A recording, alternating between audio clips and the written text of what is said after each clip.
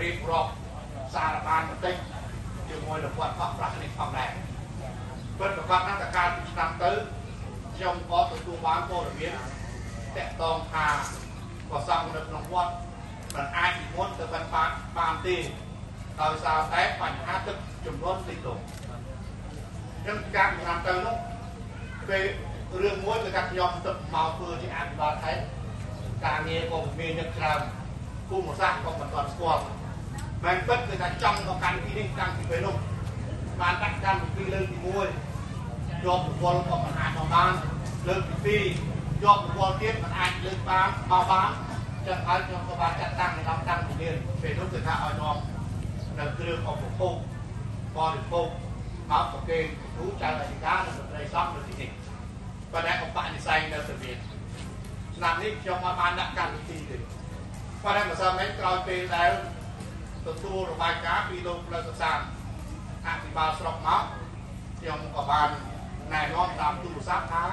សូមឲ្យរកទីតាំងសម្រាប់ចែកអំណោយជូនបងប្អូនប្រជាពលរដ្ឋនៅថ្ងៃនេះដែលខ្ញុំនឹងដឹកនាំប្រតិភូមានអាយដាមអ្នកដំណើររាជមានអាយដាមក្រុមប្រឹក្សាគណៈអភិបាលរួមទាំងអង្គការមួយចំនួនដែលជាសប្បុរសជនមកទីនេះទាំងសូមថាឲ្យមើលទីតាំងគាត់ក៏បានលើកឡើងថាគឺយកទីតាំងកន្លែងទីទួលសុវត្ថិភាពតែបានត្រៀមប្រកាសនោះហើយគឺគាត់កោះប្រាក់ទៅតែដល់អញ្ចឹងក៏បាននាំឲ្យខ្ញុំមានឱកាសឆ្នាំមុនមិនមកបានប៉ុន្តែឆ្នាំនេះគឺថាចាត់បខំទៅមកអញ្ចឹងហើយខ្ញុំថ្ងៃនេះបានដល់គាត់កោះប្រាក់ប៉ុន្តែពេលមកដល់មិននេះគឺថាសូមស្លៀកពេលបន្តិចគឺបានជម្រាបជូនពេលមកដល់ជាមួយអាយដាមតែមកពីរុនគឺថាសូមទៅមើលស្ថានភាពសិនតែចង់ដឹងតើបងប្អូនប្រជាពលរដ្ឋរបស់យើងភ្លេចលងក្នុងស្ថានភាពបែបណាអមមិនខ្ញុំបានដើរតាមបណ្ដោយផ្លូវក្នុងភូមិ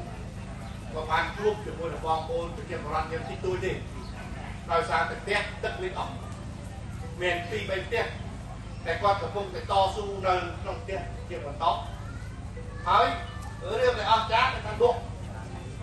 គ្រឿងហូបចុកមានតាំងពីលក់សាំងទៀតបាទខ្ញុំទូតែលក់សាំងនឹងឲ្យមិនដែរហើយឡើងមានពីណាសៃម៉ូតូមកចាក់សាំងក៏ផ្លូវវិញទៅហើយតែគាត់នឹងមានលក់សាំងហ្នឹងបាទប្រហែលជាលក់ឲ្យទុកកដោវិញតាមមើលប្រហែលជាលក់ឲ្យទុកកដោវិញបាទលក់មានបន្លែបង្ការគ្រឿងហូបចុកបាទគឺថាគឺមានទៅហើយបានសួរគាត់ថាតើមានអតិថិជនមកទិញទេនៅតែមានគាត់ធ្វើដំណើរយ៉ាងម៉េចមកលុយទឹកមកទិញអញ្ចឹងមានន័យថាយើងពិតជានៅមានសេចក្តីត្រូវការហើយបងប្អូននៅក្នុងមូលដ្ឋានរបស់យើងពិតហើយថាក៏មានអ្នកដែលរងគ្រោះតែមានការលំបាកក៏ប៉ុន្តែក៏នៅតែមានអ្នកដែលតស៊ូដើម្បីផ្គត់ផ្គង់សេវានោះដែរប៉ុន្តែដល់ទៅវិញគាត់រកដូរមែនវាជារឿងធម្មតាមិនចឹងបាទក្នុងជីវភាពគឺការទិញលក់ដូរជារឿងធម្មតាតែគាត់បាននៅតស៊ូទាំងទឹកលិចដើម្បីលក់ឲ្យបងប្អូនក៏ចាត់ទុកថាជាការលះបង់មួយដែរបើសិនគាត់បាត់វាអស់ប្រហែលជាបងប្អូនចង់រកអានេះតិចក៏បានបងទាស្អីមិនឃើញមានបងទាស្អីបងប្អូនហ្នឹងបាទអញ្ចឹង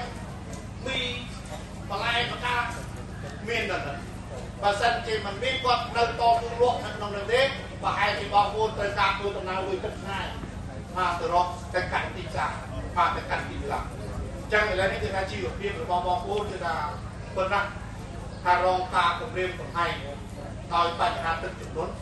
ទោះបីជាមានលិចផ្លូវថ្នល់មិនច្រើនពេកទេប៉ុន្តែតម្រូវការរបស់បងប្អូនមួយចំនួនដែលបានសាងសង់កាលពីមុនមករងការលិចលង់ច្រើនទៅប៉ុន្តែអ្នកដែលកសាងក្រោយខ្លះមិនទាន់លិចទៅទេអាចថាបើតាមខ្ញុំសង្កេតតែមិនមានផ្ទះខ្លះនៅប្រហែលជា1ម៉ែត្រទៀត